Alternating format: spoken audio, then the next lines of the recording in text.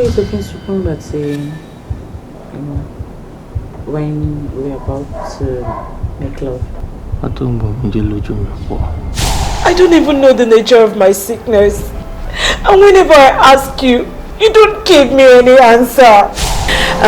Well, my own belief is that àìsàn kan ló ń pààyàn tí kò bá ń ṣe ìrònú. I believe it's HIV.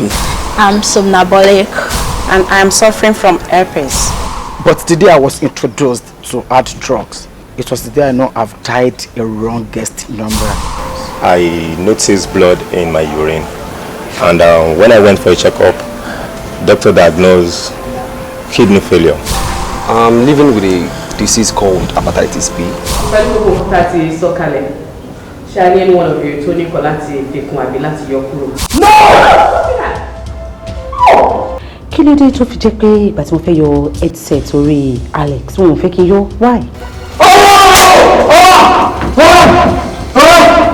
What sort of nonsense is this? Get out. Dr. Sean. I'm so sorry. I didn't do that intentionally. I didn't mean to do it. You broke my glass.